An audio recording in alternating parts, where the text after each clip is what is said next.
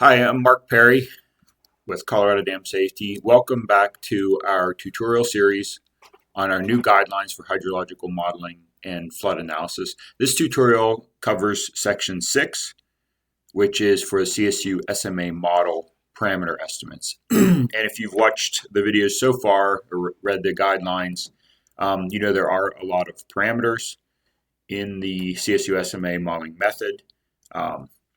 In HMS. In section 3, we gave a high-level overview of the model in the HMS model setup.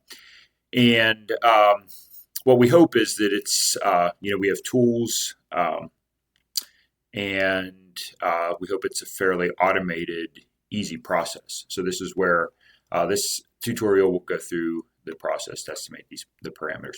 First, I want to just do a few catch-up things just to bring these tutorials up to real time. Realize you may not be watching them in real time, but this is September 2022, and we have issued our final guidelines. So we spent the summer going through a subject matter expert review process on these guidelines. We felt like it was very important. There are a lot of changes, new methods, and a lot of potentially big changes in results as we've worked to synthesize about 30 years worth of hydrology, flood data, rainfall science into a pretty big overhaul of our Colorado's dam safety hydrology methods.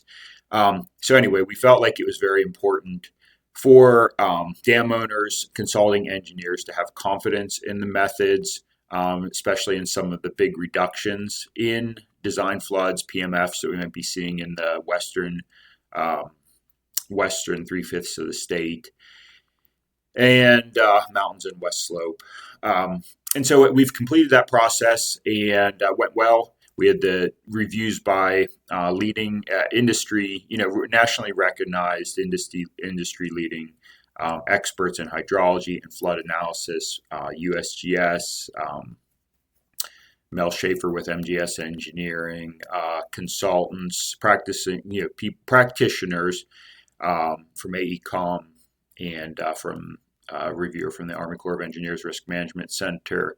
So we appreciate all their input, and the final guidelines are dated as of now, September 12th, 2022, and those should be on our website now or shortly after now. And we will issue guidelines are living documents, so we can issue updates. But as of September 12th, they are considered final, no longer draft. And if you look at the table of contents, they now incorporate an Appendix D subject matter expert review, all the documentation, the comments from that review, resumes for the reviewers, and the scope of work that we gave them, and then Appendix E lists a revision log to document the changes. Number one, to show you what changes have been made to the last draft, to the previous draft version that you had. And number two, to show how we specifically addressed SME review comments. Okay, so let's, before we go on to section 6, I want to jump back quickly to section 5 and just remind you of where we've been. This is my example file. We're doing this, or example project. We're doing this Lake Meredith basin or reservoir on the eastern plains in the Arkansas Basin. You can see my folder structure here, roughly according to, following the guidelines. We have input data.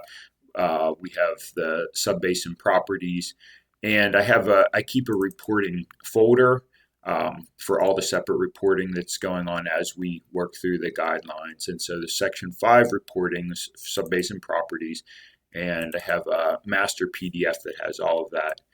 And I just want to scroll through quickly and show you what that looked like. In the section 5 video, I showed output reporting from another example file, which is fine, but I just wanted to do a quick recap. This is for our example basin, Lake Meredith, showing the subbasins map, subbasins with aerial imagery, then the partial areas. So this is the partial area for local storm PMP, where we have the roughly 100 square mile storm area size limit for reps PM, local storm PMP. And then the second partial area is it has to be strictly less than 200 square miles in this eastern macro region for the 2-hour local storm precip frequency storm. So this is in MEP portal. The previous map I showed you, partial area, was for reps PMP. Now we're on MEP portal precip frequency. So different area, storm area size limit. So those are the partial area maps. Then a map showing stream reaches with those labeled. Then this master subbasins properties table that shows the output, if you recall, the output from the Csu Sma Python script that gave subbasin average soil properties, and then all the output from the HMS characteristics tables, subbasins, subbasin areas, and we have the direct output from the Csu Python script. We want to see that just to show we're using this mean column on all these properties from this from the zonal statistics, but we're using this mean column, and we want to see that the data was input correctly out of exactly what came out of Csu Sma Python script. So it's clay, organic matter, depth to restrictive layer, and then the fractional vegetative cover. This is our partial areas table. If you have partial areas, so if your basin exceeds the reps storm area size limits, the guidance is to do partial area analysis on those storm types that have that are restricted by reps storm area size limits. So we need to see which subbasins are you using for which storm type. Reach properties summary table, then maps. We're asking for maps of sand, clay, organic matter, depth to restrictive layer, fractional vegetative cover. Just gives a good visual and spatial representation of those, so we can cross-check everything.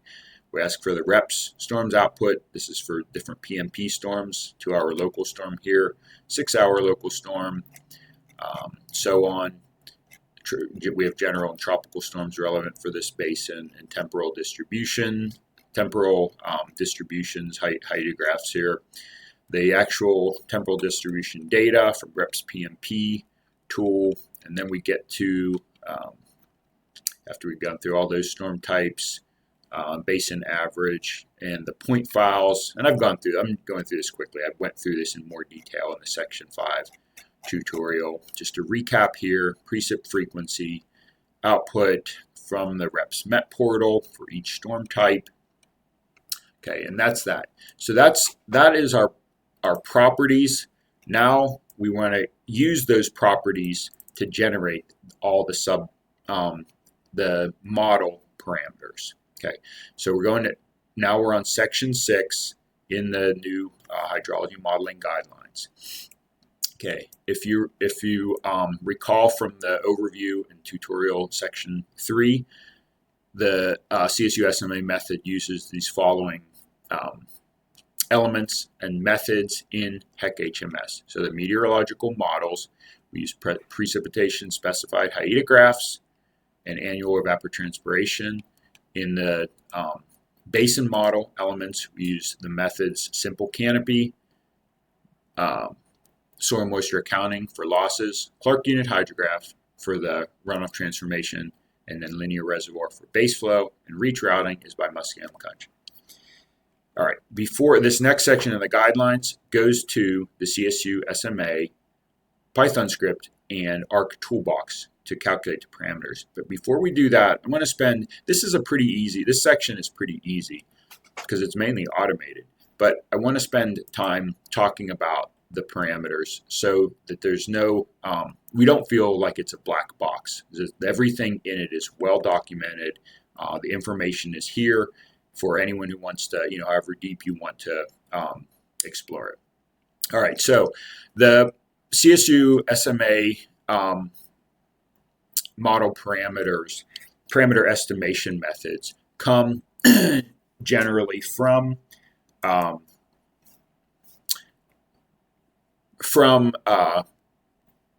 Jeffrey Neiman, Dr. Neiman at CSU, and his our second grad student, phase 2 of the CSU Mountain Hydrology Research Study, Ben Irvin, his master's thesis, and that we have that referenced in the guidelines. So section 12 of the guidelines, the references section. It has a Google Drive link, and we've tried to provide most all of those references for easy reference for you. So Irvin master's thesis, and then Ben and we all co-authored a journal article saying, with this generally the same information, a little more concise, and a few updates in it, but that is currently under review. So when that is published, which we do expect it to be, we will update the guidelines and update the references section, and then put that finished paper on their Google Drive for the guidelines. Okay. Back to the guidelines then. The soil properties are all in the method, are generally calculated by the series of papers from Rawls and Saxton and Rawls. And those were actually the same. There was a set of research done by USDA Agricultural Research Service to develop green and ant properties based on soil texture, USDA soils classifications. And they were generally the same papers used by George Sable in our previous 2008 guidelines. So those papers, the Rawls, Saxton, and Rawls, are provided in our Google Drive of references, and the previous Sable guidelines are still used, you'll see through here, for several specific items. In general, our previous hydrologic basin response parameter guidelines from 2008 are superseded by these current new hydrological modeling guidelines, but we still reference them, and we still use several of the equations from those previous guidelines. Okay, so let's go and back to our PowerPoint here, and just do a quick. This was from section 3 again, where we gave an overview of the method, but let's just quickly recap that and talk about the Csu Sma modeling method and its application in HEC-HMS. It's all developed using HEC-HMS. All right, so we had this schematic where we have precipitation falling. Of course, the design rainfall comes from reps PMP and reps Met Portal, precip frequency. It goes into canopy storage. Once canopy storage is exceeded, that comes out as through fall and falls to the ground. It infiltrates at a variable infiltration rate, which is a function in the HEC-HMS SMA soil moisture accounting method. That infiltration rate is a function of soil water storage. So it starts at maximum infiltration rate when we're at 0 soil water storage, and then it decreases to 0 infiltration at full soil storage.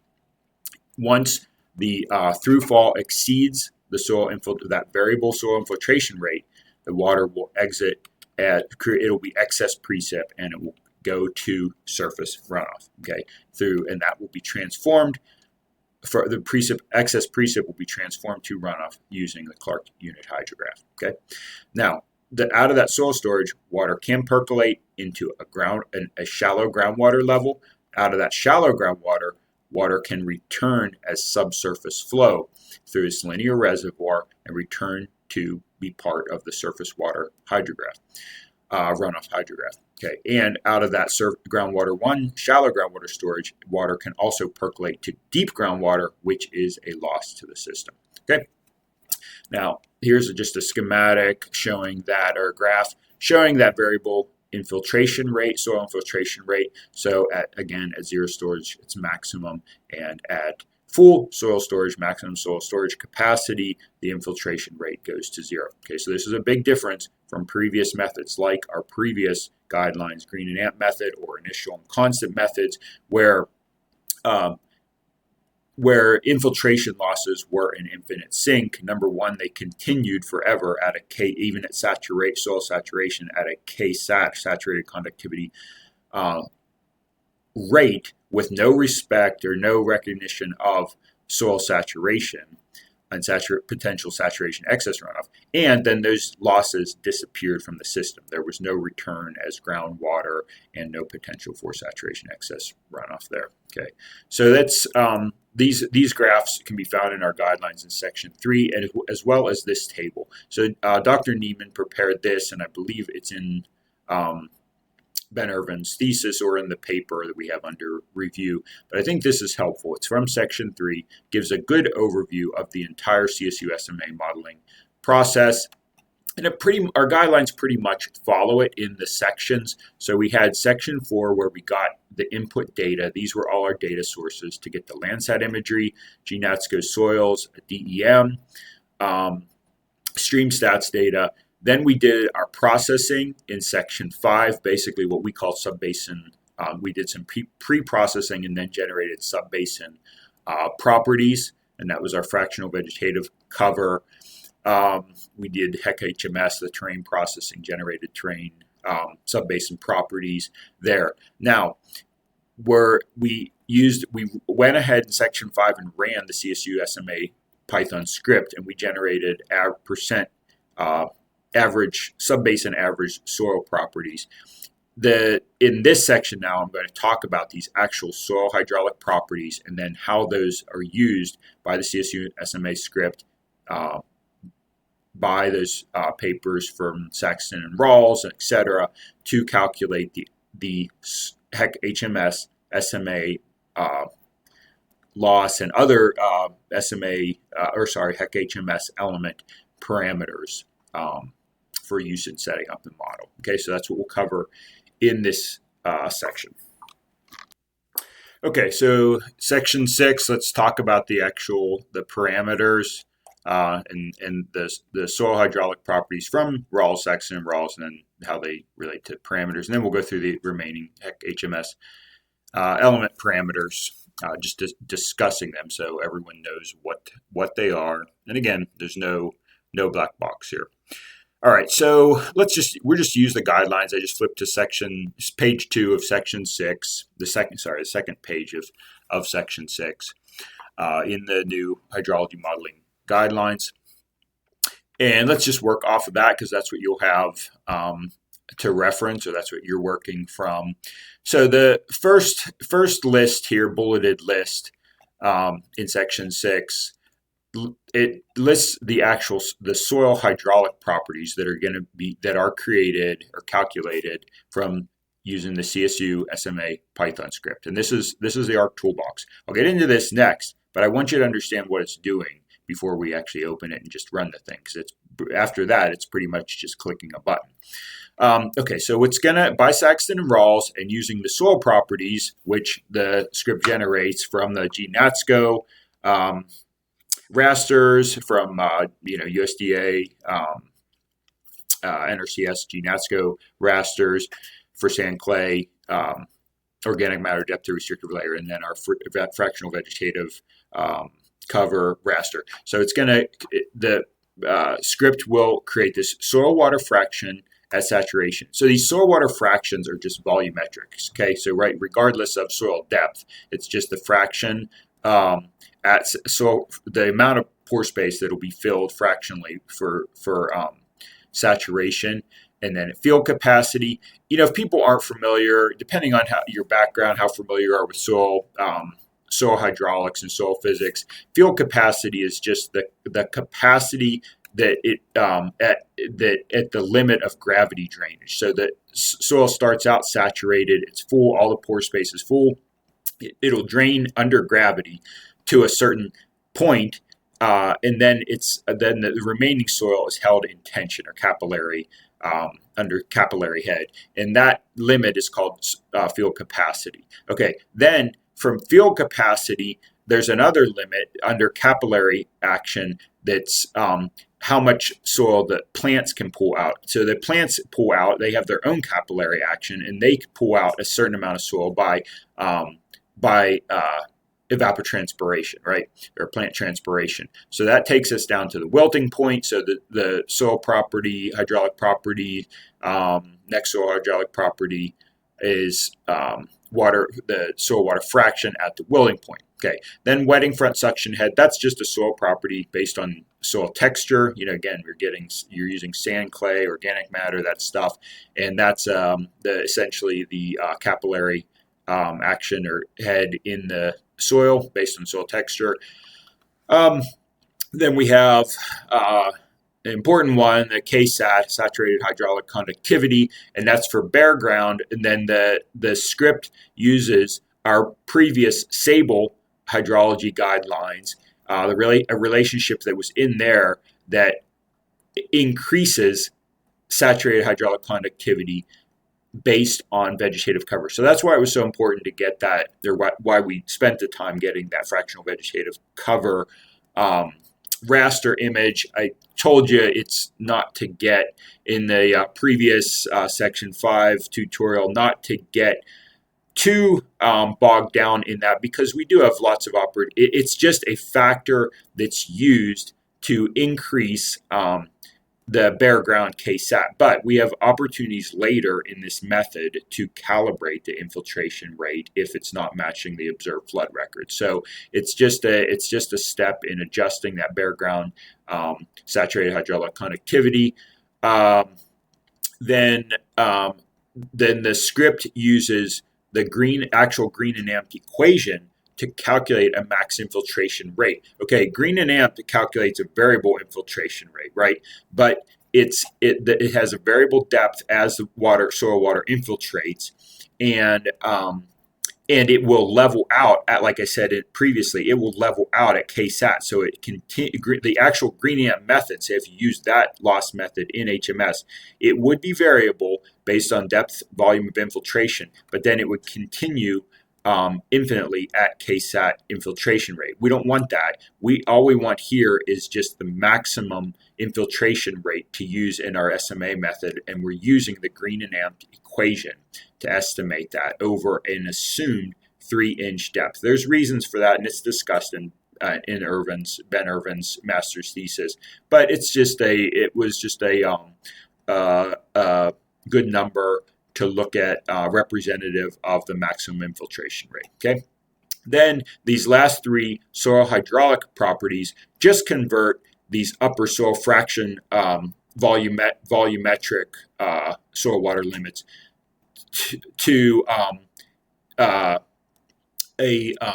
equivalent depth of inches, and that's just by multiplying these fractional amounts by the depth, the sub-basin average depth to restrictive layer. So the depth of our soil layer, right? So this fractional saturation times the soil depth is going to give us maximum soil water at saturation, or soil water at saturation in inches, same field capacity, water storage in inches, and wilting point soil water wilting point soil water storage in inches. Okay, so those are all used then to estimate the actual CSU SMA loss parameters by the Csu Sma Python script in our toolbox. Okay, so these are the equations that Ben Irvin developed in his testing phase 2 of the Csu mountain hydrology method, the test basins where he developed these, researched these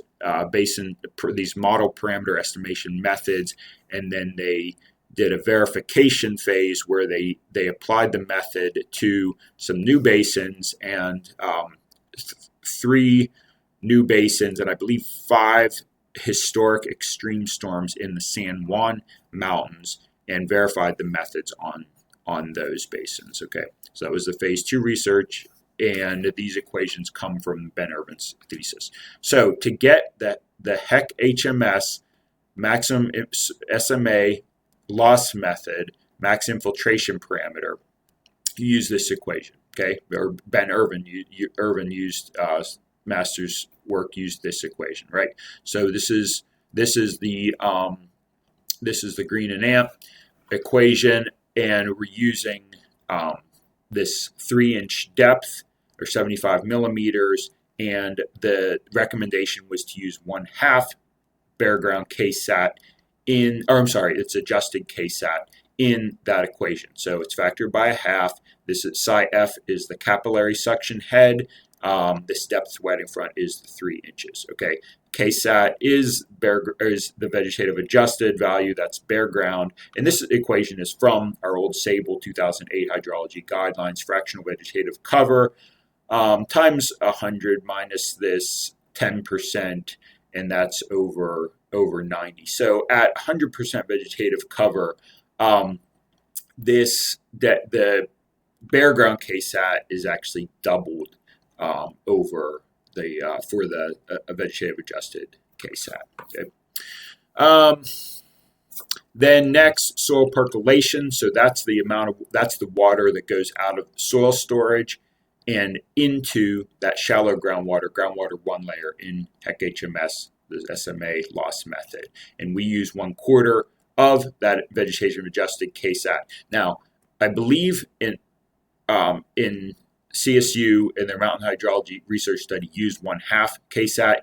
In some of our efforts, what we saw is that was putting an awful lot of water into the subsurface. We backed it off to 1/4. Now, that can be calibrated. So if you're more comfortable with 1/2 based on the research, you can certainly change the script, and I will show you how to do that. The script is available, and it can be changed. Essentially, is open source. I'll talk about that a little bit later, so we won't get sidetracked on that. Soil storage. So the water storage is the method that Irvin did at CSU Mountain Hydrology Research Study did is to assign a percentage of the total soil storage. So soil storage being that available water between saturation and wilting point, and then to assign a fraction, they used 10% to groundwater storage, and then the difference, 90%, to the soil layer in HEC-HMS. So that's 1 minus this percent groundwater times this available soil water in the soil profile, and then groundwater, of course, is just that groundwater percentage times the same available soil water in the soil profile for each subbasin. Tension storage then is that water that I was saying is held between gravity drainage and plant evaporation, evapotranspiration uptake. HEC-HMS needs to, this SMA loss method needs to know that. And then an initial soil moisture is just a starting condition. And the way the script is written right now is that initial soil water condition is set at field capacity. So that's field capacity minus wilting point over as a fraction of the total available water saturation, or S max, minus wilting point. If you want that to be different, that is the general recommendation that we've had for calibrating for the CSU's study of mountain basins and historical extreme floods in Colorado. Generally, our soils drain, especially mountain soils, drain very quickly. And what we saw in our proof of concept study, if you remember back to the introduction of these tutorials, introduction to the guidelines, we did a proof of concept study on for a large dam basin study in the Front Range Mountains. And what we saw there, based on the historic flooding from the September 2013 floods, is within a matter of days after a historic, probably 100-year to 500-year recurrence interval storms and floods, we saw that the soil had pretty much drained back to field capacity when we went and looked at subsequent events, like a continuous simulation, looking at a continuous simulation over the week following the September 2013 floods. Okay, now the script, the CSU Python script, actually calculates, gives these parameter estimate tables. So if you compare this bulleted list, this is the actual output from the CSU SMA Python script, and these parameters correspond, these are the table names that in the output correspond to each of these in table 4, and these are these correspond to the gives the equivalent HEC-HMS parameter name, but these are generally each specific parameter for the CSU, or for the HEC-HMS SMA loss method. So this HMS max infill table from the CSU SMA Python script is what we'll use. That mean column, again, from the zonal statistics, we'll use that for the HEC-HMS max infiltration parameter estimate. Okay, for each, and these are all by it calculates this all by sub-basin. So each sub-basin setup in our HEC-HMS model. Soil perk will be the HMS soil percolation parameter, soil storage, HMS soil storage parameter, groundwater 1 storage parameter in HEC-HMS tension storage, and then in HEC-HMS the soil percent is that initial starting soil water condition. Okay, so essentially antecedent moisture. Okay.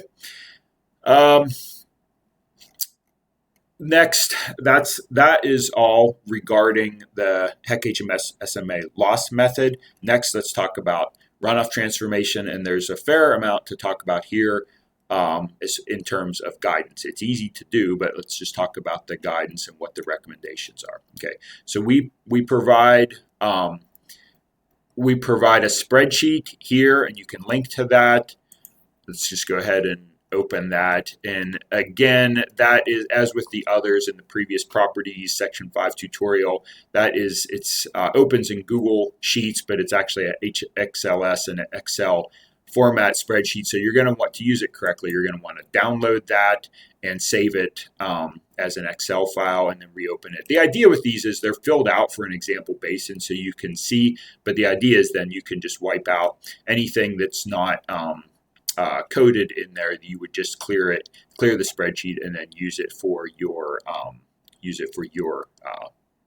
analysis, your basin.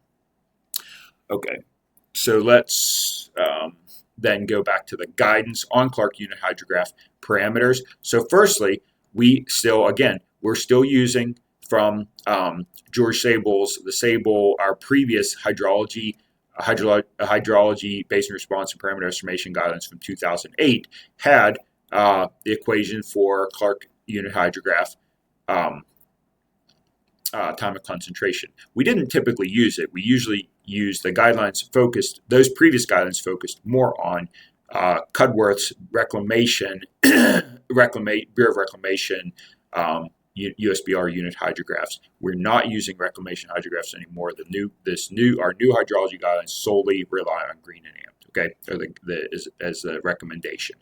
So we just picked the previous Clark unit hydrograph TC and R information from Sable. This is the general time of concentration equation that our previous guidelines provided for the Rocky Mountains, Great Plains, and Colorado Plateau.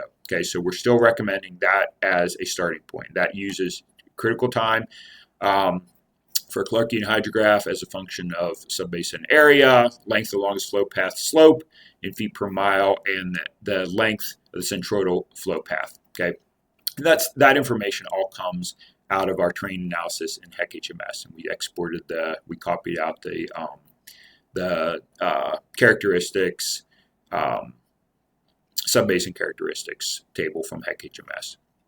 Okay, then Sable does provide other TC equations for specific land uses and agriculture and urban development, which may be relevant for individual basins and subbasins. Okay, so now we have guidance here on how to get R. So in CSU's mountain hydrology research, they use an approach that has been supported in the literature where the ratio of R over TC plus R is regionally uniform.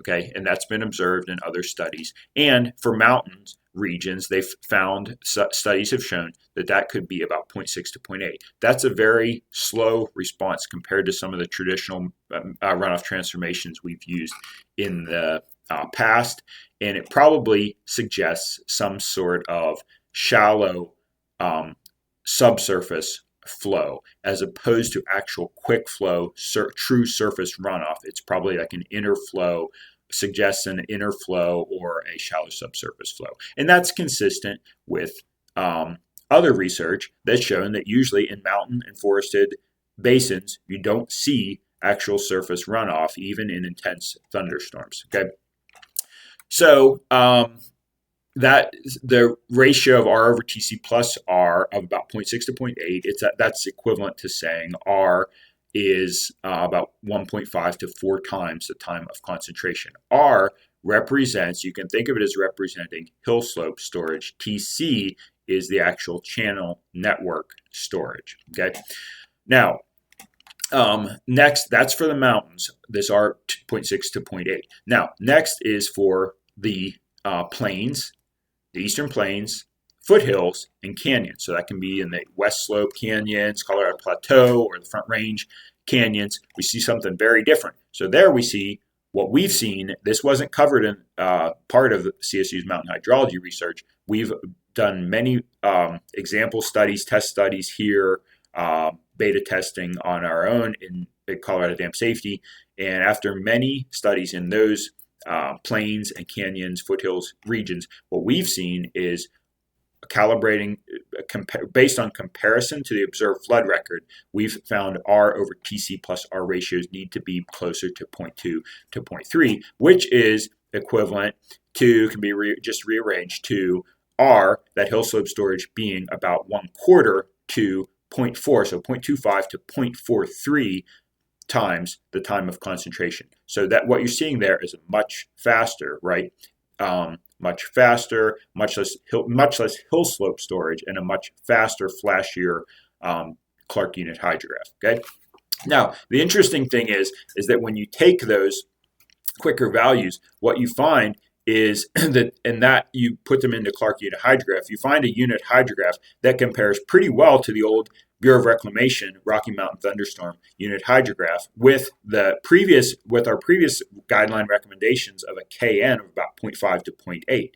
Okay, that seems appropriate. What the guidelines here say, our new guidelines say, is that seems appropriate because Cudworth Reclamation mainly developed those USBR unit hydrographs from Front Range foothills floods. Remember, Cudworth cited a general lack of extreme precip and flood information for the Rocky Mountains. And that's what we propose throughout these guidelines has been some of the source of error in the past in overestimating mountain and west slope floods. It's just that there wasn't data and there was a general extrapolation of Front Range, foothills, and plains rainfall and floods, and here runoff transformation to the mountains and west slope where it may not have, probably wasn't appropriate. Okay, so it seems to make sense that what we found is these faster, less hill slope storage, faster Clark unit hydrograph actually compares pretty well to the old Reclamation Rocky Mountain Thunderstorm unit hydrograph. And I'll show you below, it also compares well if you just use the straight TC and R equations from our previous stable guidelines, the previous 2008 hydrology guidelines. So that's what we're recommending for the plains, eastern plains, Colorado Plateau canyons, and Front Range foothills and canyons. Okay.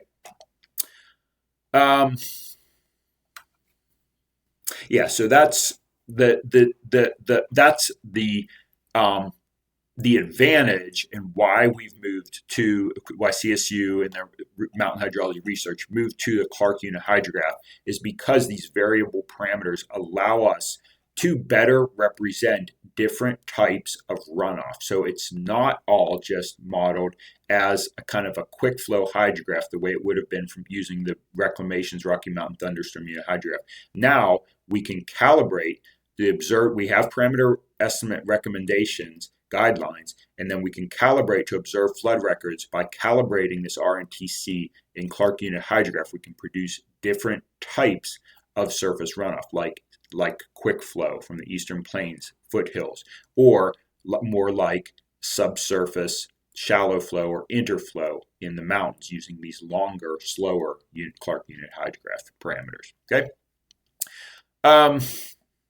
So the next thing in the guidelines is that the users should be aware that R may not strictly depend on TC the way this uniform ratio approach implies. Okay, so if you're using, again, remember this ratio it can be rearranged to have R as a function of TC. Well, that implies that the bigger TC gets, the bigger R gets. That may not be true as you get to bigger subbasin areas or big basins, because R's hill slope length does not, what CSU in their research proposes that hill slope length does not just continue to increase infinitely. It has some finite length. It's a function of the geography and geomorphology. So what they said is, what they found is that when they used too big of basins, this R got too big, you had too much hill slope storage, and they underpredicted runoff peak flows. Now, I've said before, using our method here in the guidelines, we do have the additional step of calibration, checking reasonableness checks against the observed flood record, and we have the opportunity for calibration. So we don't need to get as worried about this, because we can recalibrate the Clark unit hydrograph later in this. It's covered in sections 9, 10 of the guidelines.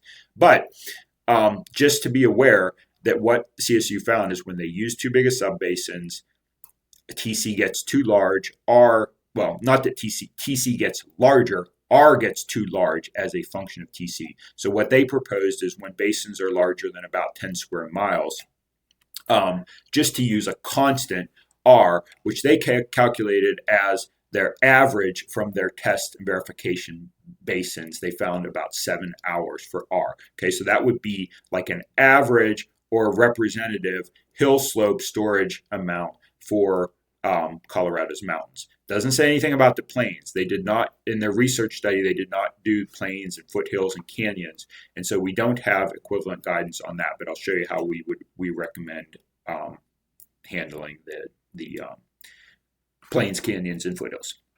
Okay, so let's go to Table 5, and here hopefully we have, after this written description, we have a concise summary of the Clark unit hydrograph, TC and R parameter estimation guidelines by each region. So for the mountains, we said start with TC from the Sable 2008 guidelines for the mountains, and plains regions.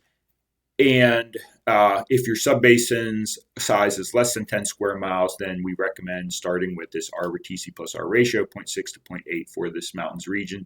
If you get into bigger subbasins, then we recommend just using this constant 7 hours as an average hill slope length, storage length, or time from the CSU Mountain Hydrology Research Study. Now, next for the Front Range foothills, Eastern Plains, and West Slope canyons. Same starting with the same TC equation from our previous 2008 hydrology guidelines.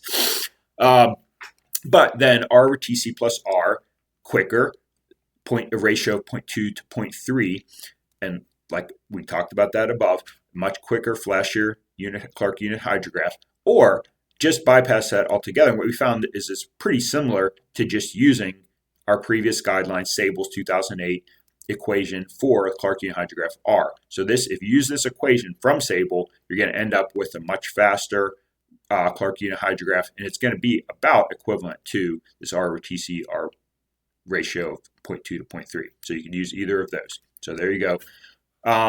Now for the specific, again, we said specific land uses, a case by case, basin by basin basis. Sable 2008 provided TC and R equations for ag lands and for urban or developed lands. Okay.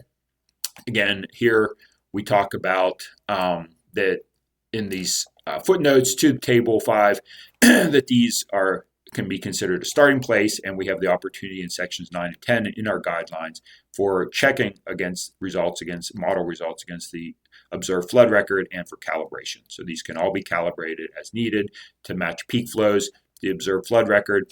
And then what we'll talk more about is that what we have found is that to match the observed flood record on some of the extraordinary extreme floods that make up the peak flow envelope for the Eastern Plains and Front Range foothills, we've needed to use the Clark variable unit hydrograph method. So that use these as a starting place, but in the end, in our checking and calibration steps in sections 9 and 10 of these guidelines, we end up moving to the variable unit hydrograph method, which creates a nonlinear response to as rainfall intensity increases. And that is, in fact, what we seem to see in a Front Range runoff response the large differences between some of the more frequent floods, like 100-year and 1,000-year, and then the floods of record, which represent kind of the extraordinary floods, like the Cherry Creek 1935, Jimmy Camp Creek 1965, things like that. We've had to use the Clark Variable Unit Hydrograph method. And CSU currently has a research study we're collaborating with them on, looking at nonlinear response in runoff transformation unit hydrographs in some of these historic Front Range floods. And so in the future, we hope to have better guidance or more support and more research supporting that use of a nonlinear response, if that's what they find is appropriate. Okay, so now let's go to the actual Csu Sma Python script and Arc Toolbox. Okay, so this is where this hopefully gets easy. Hopefully everyone feels comfortable at this point, a little bit at least anyway, of how the parameters are calculated and really where the estimation methods, the parameter estimation methods come from. So if you want to, you can go to these references yourself and read as much about Rawls, Saxon, Rawls, the old Sable guidelines and Ben Irvin's master's thesis as you want to, but at least you know where they come from and how everything's calculated. So now let's just go to the Arc Toolbox and actually calculate stuff and get some parameter estimates for our HEC HMS model. All right, so we have this Python script that essentially CSU wrote as part, basically they wrote it as part of the mountain hydrology study. We kind of tweaked it and made it a little more user-friendly and then turned it into an Arc Toolbox. So that's what we're going to go to here. There's a Google Drive link. You should be able to pop that open. The links are all embedded in the PDF guidelines. So you just click on that. It's going to take you to our Dam Safety Google Drive, where you'll find the CSU Sma Python Arc Toolbox.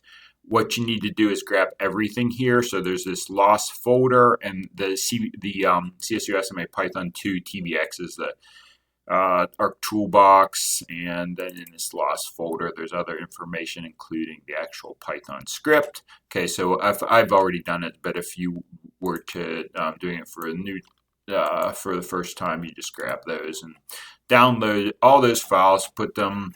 Again, we recommend everything just as a standard guideline here. We recommend you do standard recommendation. Recommend you put everything on a local C drive or hard drive for use in with Arc Map GIS. It just seems to work better. We have less problems. Okay, so let's go to Arc Map. I'm using Arc Map. I'm using Arc Map 10.4.1. That's what the guidelines were developed.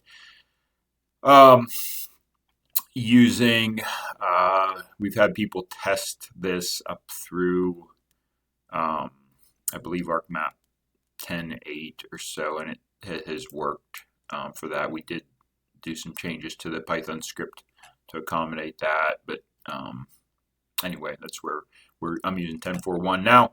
Okay, so to add this CSU Sma Python Arc Toolbox, go to Arc Toolbox.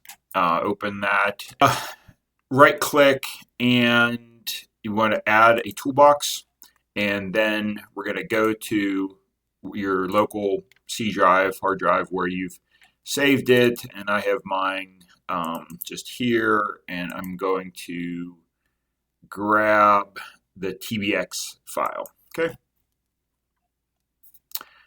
And it's going to just inserted that there as a tool, I guess in alphabetical order. And what I'm going to do is I'm going to check that is has that located on my hard drive, and then I should have, I think in general it should be linked relative to where the script should be set up relative to where your toolbox is. So it should come in with the script. If it's not there, you may have to add the script and go looking for it. Like in this case, we tell it that the script, it knows that this, I didn't have to tell it, but I could tell it that the script is here in that same C drive folder.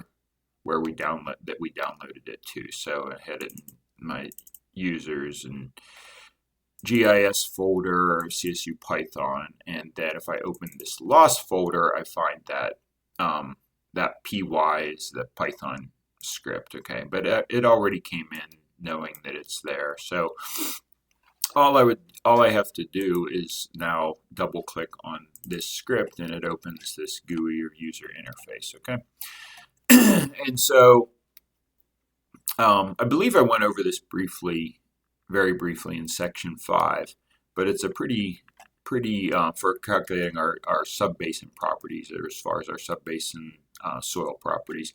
But it's a pretty easy user interface. We're just going to go looking for that raster, the GNetSco raster sand, and these need to be located or need to be loaded into your ArcMap project, and then they'll just appear here as project rasters that you can select.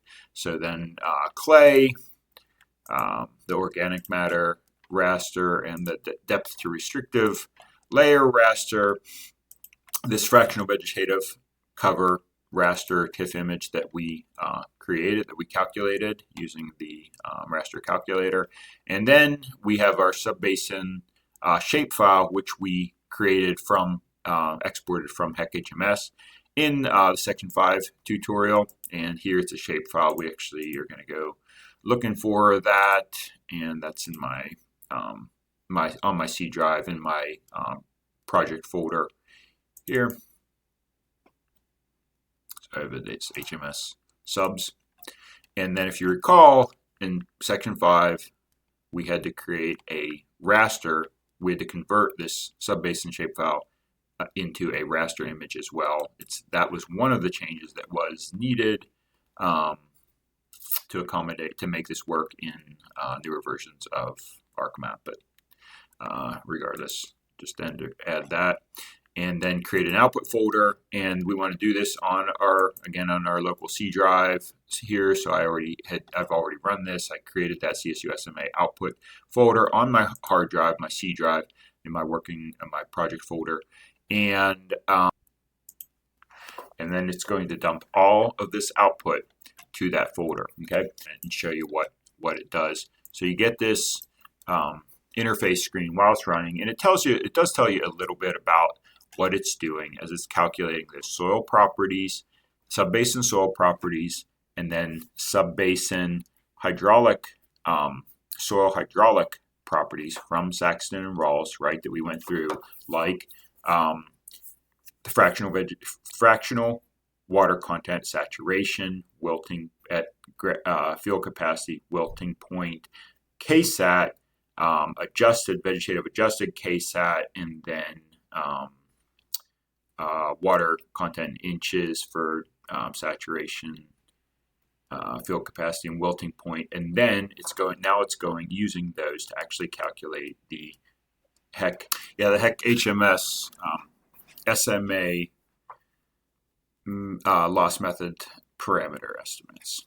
Okay, so it's completed. It has generated all those parameter estimation tables. So let's take a look at those. Go back to our table of contents in our project and navigate to, on the hard drive, my C drive, my project folder, and that output Csu Sma output folder that I created. Now, if you remember, let's flip back to the guidelines. We tried to make this all pretty clear so you can keep track of everything that it's creating and what it all means. So if you remember, here we list the parameter estimation methods from Urban's master's thesis, and then the Csu Sma Python script output table name, and then what the parameter, HMS parameter that actually each one corresponds to. Okay, so if we just use these tables and go into the ArcMap, the Csu Sma Python output, you will see that, first of all, we have in the guidelines, we have max infiltration tables. So let's just look at that one. There's actually, there's 6 tables, and we're going to bring those, we would bring those all into our ArcMap project. But right now, let's just do one of them, the HMS max infill table, right? And that contains the maximum infiltration rate parameters for each subbasin for our HEC HMS model for this basin. Okay, so let's go ahead. If you remember, these come in as attribute tables. In order to export them from ArcMap, you have to open them first. If you're not super familiar with ArcMap, and you remember the disclaimer we've given in all the previous tutorials, these are not meant to be ArcMap tutorials. It's just, we just want people to have enough knowledge of ArcMap skills that that's not a limiting factor in applying our new hydrology methods. So let's open that attribute table, and you'll see here, again, this gives the way the Python script is written is it gives all the zonal statistics for that parameter. But what we want to use always is this mean column. That's our best estimate, and we have those KSAT, best estimate, vegetative adjusted, KSAT.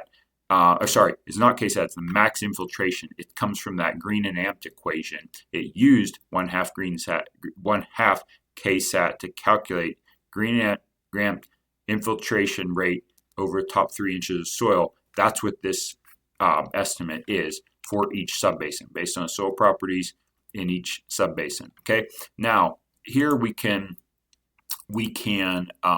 export this table. Okay, and we can export this table to a text file. Okay, so we'll just do that here, and I can just put that in my project folder.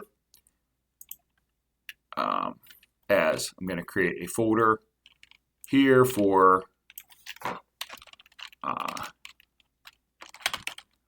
parameters.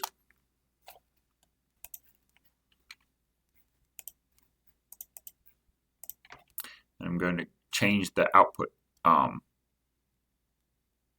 file type to text file.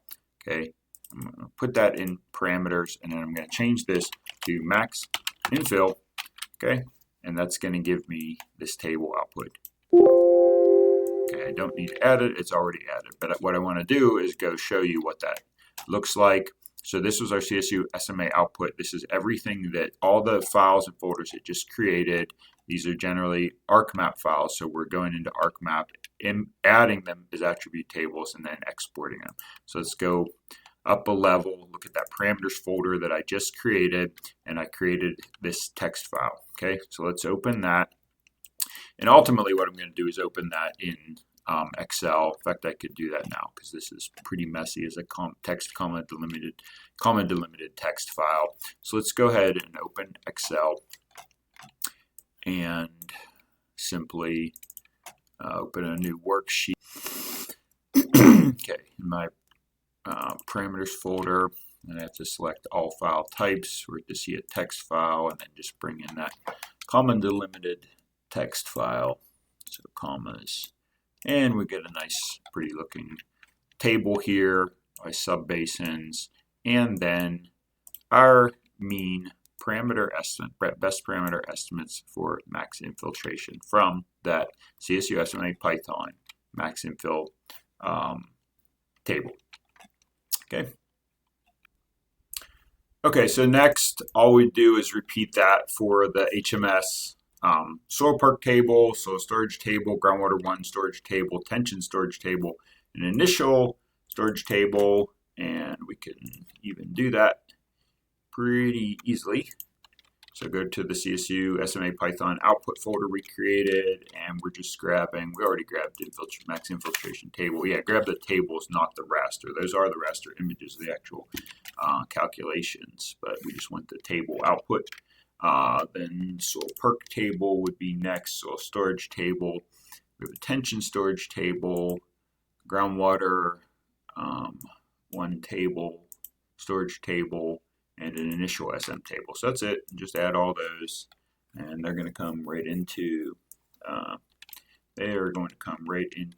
ArcMap, and we can do the same thing, same process. Just open each of those. We'll see our mean. We'll see all our zonal statistics, our mean, best parameter estimates, and we'll export each one of those as again to our project folder on my C drive, parameters folder that I created, and as a text file. And so this one is just the soil perk parameter. So that's all I need there, and so on. Continue to do that for all of those. Max infill parameter, soil perk parameter, soil storage parameter, groundwater 1 storage parameter, tension storage parameter, and initial soil moisture parameter. Okay, so that's it. That's all we need from the Csu Python script to set the parameters in the HEC-HMS SMA loss method. Okay, so now let's jump, should be able to wrap this up now. Let's jump back to quickly to the Clark Unit Hydrograph spreadsheet. I talked about this briefly already. We have a sample spreadsheet on linked in the guidelines. You can download that. Again, download that to an Excel file. But here I'll just go over it quickly. All you're going to do is you're just going to copy and paste the properties that came from the HEC-HMS. I'll go to that real quick. In HEC-HMS, we went to the parameters menu, then characteristics, and opened this subbasin menu. And here I have subbasin 1 selected, so we don't want to do that. And unselect the subbasins, parameters, characteristics, subbasin menu, and then we had all these properties. I just copied those out, and if you recall, we had then a subbasins properties spreadsheet. We had a tool for that we gave you. Okay, so that was under subbasin properties, and if we open that had all those properties in it, plus the soil properties, the soil subbasin average soil properties that came from the Csu Sma Python script. Okay, so these things you can just be, these properties from HEC-HMS, characteristic subbasins, can just be copied over directly into this example sample Clark Unit Hydrograph parameters spreadsheet. Okay, now the yellow this has to come from the subbasin areas parameters, characteristics, subbasin areas table that HEC-HMS creates. But I believe then these yellow columns are calculated. And again, we need to download this to XLS to see this correctly. The feet per mile longest flow path slope, I believe, is calculated. And then these TC and R, yes, are calculated here. So you can use this spreadsheet. You can enter, if you're using this uniform R over TC plus R ratio method that we talked about, you can just enter the ratio you want to use as your initial best estimate for Clark Unit Hydrograph parameters. And these are by subbasin. The spreadsheet will calculate TC using our 2008 guidelines, Sable 2008, our old hydrology guidelines, the TC equation from that, and then it will calculate R based on the ratio that you as user give in the spreadsheet. And then we also calculate a groundwater 1 coefficient, which I'll show you is per Ben Irvin's master's thesis, parameter estimation guidelines. It's that is that time lag for groundwater coefficient is 3 times the surface water R. Okay. So you can complete that spreadsheet, and then you will have all of the Clark Unit Hydrograph and Groundwater 1 R coefficient parameters estimated for each subbasin. All right, and then what we'll do next by the guidelines is, let me just go over these. There's a few miscellaneous parameters in the method here for our subbasin setups in HEC-HMS. Linear reservoir. So there's a few parameters in that, and the parameters are just given here. They're very simple. Reservoirs 1, initial type discharge, etc. Here's that groundwater coefficient 3R. That actually comes up twice, and I'll show you that. For Muskingum Cunge, then just the reach routing parameters, and those come from that reach routing table, properties table we created in section in the tutorial in section 5 of the guidelines. Okay, table 6 is, we've heard feedback that people like table 6. I mean, I think it's very helpful. It's just a summary of all the parameters that are going to go into the HEC-HMS model using this Csu Sma method. Okay, so table 6 is kind of a master table. HEC-HMS method, it has the different elements, model elements in it. It gives you the parameter estimation method, and then in some cases the specific value or how to get the value. Okay, so the MET model, specified hydrographs, those come from reps, temporal distributions, and you create precip gauges in HEC-HMS as time series precip gauges. Okay, evap in the each MET model will have evap. The parameters are the rate and include subbasins, where the guidelines, these guidelines, the CSU research study recommended 0.098 inches per day, and that came from previous research, just from literature that they had researched. All right, then your basin model. The simple canopy method, initial storage is 0, and where we have parsimony, that's just basically a fancy way of saying just to keep it simple. That's what CSU did in their research study, so that's what the guideline is here. Maximum storage is 0.169, and that was based on a field research site that they have. CSU operates in the Cache-la-Poudre Basin. So then the soil moisture accounting, the uptake method under simple canopy is simple.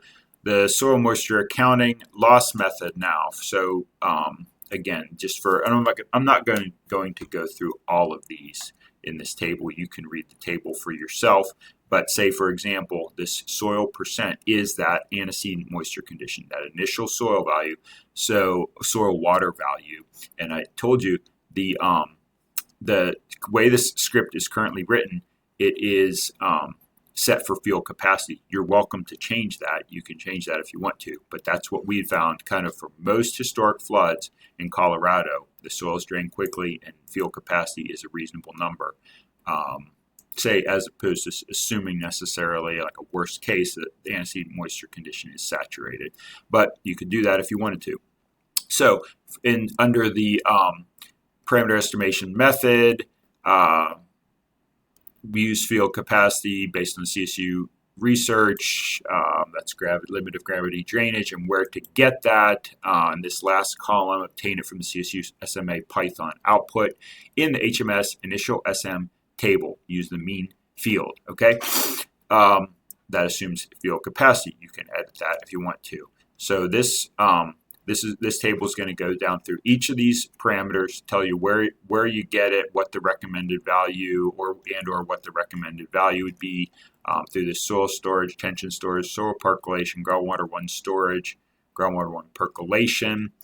Tells you, some of these don't come from, they don't need to be calculated by the Csu Sma Python script. They're just specific values that are recommended from the research study. So for example, groundwater 1 percolation, if you recall, that's that rate that water can leak out of the shallow groundwater layer and into the deep groundwater layer lost from the system. And what they found, CSU found in their phase 1 and phase 2 studies, is about 0.02 to 0.1 inches per hour, and that goes loss of the system. Okay, groundwater coefficient, that's that number that's calculated from that I just showed you in the Clark unit hydrograph, 3 times R, whatever your R method you use for your R to get for the Clark unit hydrograph parameter, 3 times R is what's recommended for the groundwater 1 coefficient, groundwater 2 0, groundwater 2 percolation 0, and groundwater 2 coefficient 0. Okay, and then Clark unit hydrograph, we have those TC, time of concentration, method, standard or variable. I talked a little bit about that, and we'll talk more about it later, but either the standard constant TC and R values or the variable and nonlinear response. Time of concentration, we talked about that thoroughly, table 5, and you're using this Clark unit hydrograph spreadsheet to calculate those. That storage coefficient, hill slope storage. The methods for that, again, see Table 5, and you're using the spreadsheet, the sample spreadsheet to calculate those. This time area method, just the default method. Okay, then the linear base flow in HMS,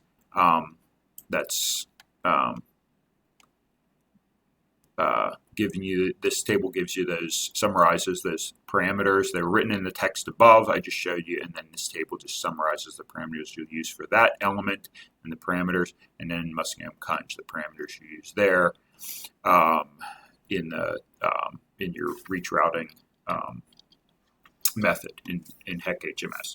Okay, so now if you recall, then we go to Section 6, 7 of the guidelines. In this, the red headings are reporting requirements. As we work through the guidelines, in this little paper scroll icon, you can see example reporting in Appendix A, the electronic appendix of the guidelines on a Google Drive, and then there's a link here.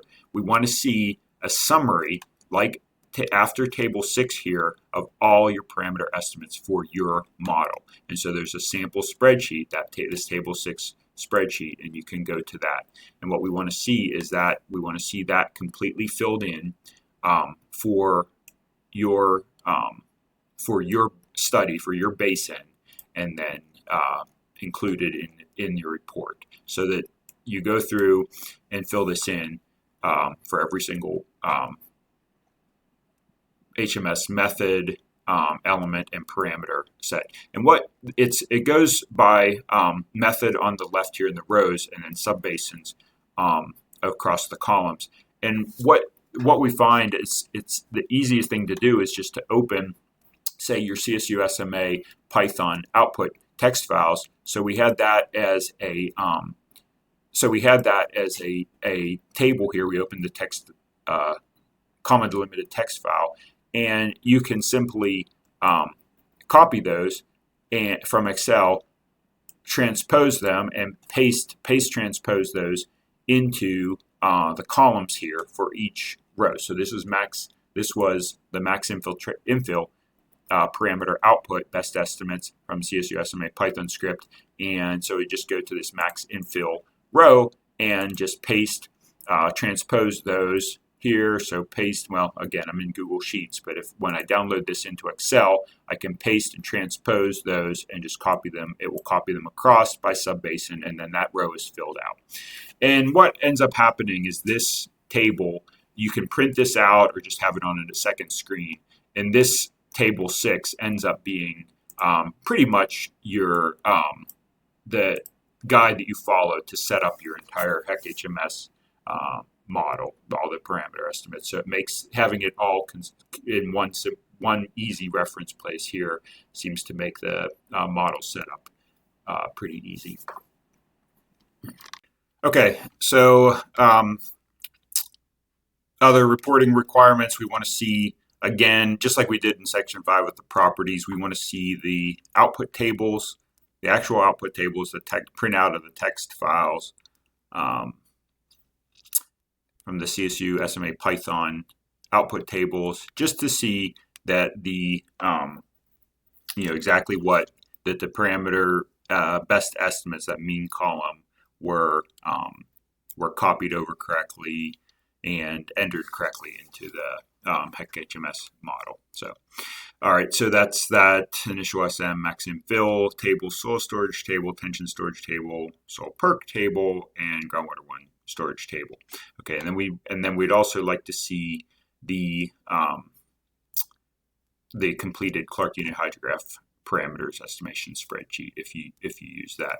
Okay, so let me jump here to Appendix A, and I've already to one of the examples, Example A reporting. I think this was for Maple Grove Dam, and I already have scrolled down to the model parameter summary. So this Section 6 reporting, and let's just take a look here. So we'd have we want to see this Table 6, your Table 6 filled out for your basin. So in this case, we only had 2 subbasins. It was fairly easy, but we completed all entered the table, completed the table for all of the HEC-HMS parameters, all the elements, methods, and parameters for each of those. So that's that. And then again, the Csu Sma Python script output for the parameter estimates. So for example here, initial SM, and so each of those is you're just gonna print out that either the text file or open it in Excel and print it, and we just want to see it printed to a PDF and included in the report, and then print out of the your Clark Unit Hydrograph parameter estimation spreadsheet, the example we gave you, or if you have some other method of spreadsheet tool to use that. We just want to see a printout of those Clark Unit Hydrograph parameter estimates there, and that's actually it for the parameter estimate reporting. Pretty simple.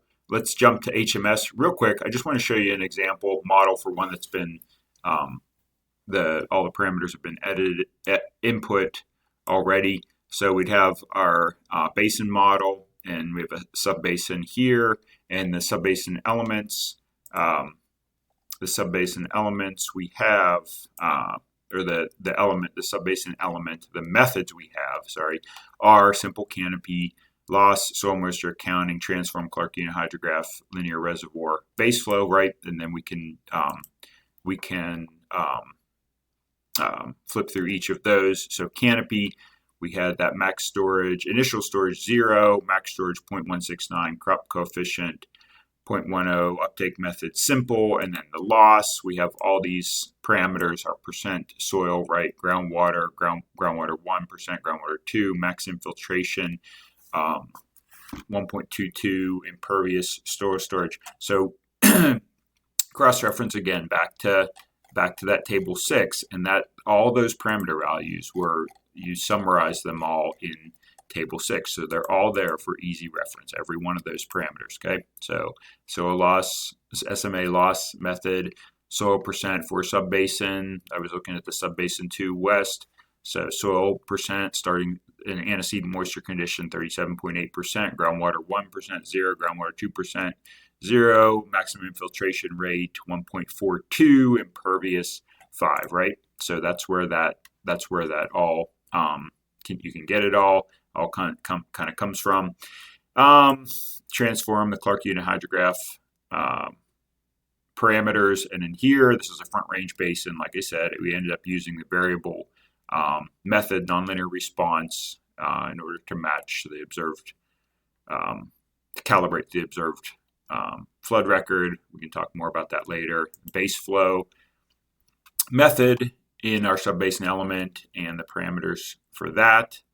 Groundwater coefficient is 3R, right? That's three times R, the Clark Unit Hydrograph R, and that I said that shows up twice. It shows up under base flow and under the loss method, where you have a groundwater 1 coefficient. That's the same 3 times R. So that to get water out through interflow, it actually goes through 2 time coefficients, through the groundwater 1 coefficient and then through the base flow coefficient in HMS. Want to take a look quickly at the Csu Sma Python script. Okay, here we are. This is the folder where I downloaded the Csu Sma Python script in our toolbox. I mentioned that could be edited. So it is just, if you drill into that loss folder that you downloaded, this is the .py file is the Python script. You can just, if you have idle, you can just edit Python in idle. Okay, so here is the code. We also have the code written out in Appendix B, the electronic appendix of the guidelines. But you're able to download it, and you can edit it. So this is all editable, and we tried to put enough notation in here that it's easily can be understood and referenced. So I would just say that it's fully transparent. You can read it, see what it does, and then if there are things you would like to change, for instance, we talked about if you would like to change the antecedent moisture condition in that initial soil percentage. You can change that to something else besides field capacity. We also talked about that CSU used the percolation rate from the soil layer in HMS to the groundwater one. Shallow groundwater layer of 1/2 KSAT, and DM Safety has found that we like kind of calibrated to more of a 1/4 KSAT. So the script, the way it's written now, uses 1/4 KSAT for that groundwater one percolation rate. You can change that if you want to. The general statement here is that when Colorado Dam Safety is reviewing the project, we will use our version of the Python script, and any changes you as a user or engineer should document any changes you make to the script and justify those in your reporting. Explain why you made what changes you made to the Csu Sma script if you did that to estimate parameters and why you did that. And other than that, it's there to be edited as you want. It's fully transparent. Okay, so that wraps up our Section 6 tutorial, Section 6 of our new guidelines for hydrological modeling and flood analysis. And it was on the Section 6 was the model HMS Csu Sma method HEC-HMS model parameter estimation. And just to quick recap, I showed went back and showed the properties output from Section 5 just to show how we got here, and then we're using those properties now in Section 6 to estimate parameters. We went through the guidelines and here in Section 6 and did a pretty thorough discussion of how the model's set up, what all the parameters are, and how the parameter estimation methods were developed and what they are. So hopefully everybody feels comfortable with those, and like I said, at least where they came from. So we provide all the references, the Irvin master's thesis, the Saxon and Rawls papers, that you can go back and see those for yourself. They're all provided on our Dam Safety Google Drive. It's linked in the guidelines document. Then we went through the CSU parameter estimation, Csu Sma Python Arc Toolbox, how to download that, how to load it in ArcMap, estimate, run it, and get the parameter estimation tables for HEC-HMS, export those. We went through our Clark Unit Hydrograph spreadsheet to estimate Clark Unit Hydrograph that you can use to estimate Clark Unit Hydrograph parameters. Pretty simple. And then Table 6, which is the summary, kind of our master summary table of all the parameter estimates by subbasin for your basin, for your study. Okay, and then we went through reporting requirements, which mainly consists of that Table 6, but then also the Csu Sma Python parameter table output, and then we talked about how you use that as a handy reference to setting up the HEC-HMS model, which we'll go into in tutorial Section 7. But it's really pretty simple once you have that table filled out. It's pretty simple just to go through HMS and set up all the input, all the parameters. And then lastly here, we just obviously talked about the Csu Sma Python script and that you can edit it. It's provided and it is can be edited, but edits should be justified and documented in your reporting. Okay, that's it. Thanks for joining us for the Section 6 tutorial, and join us for Section 7 on HEC-HMS model setup. Thank you.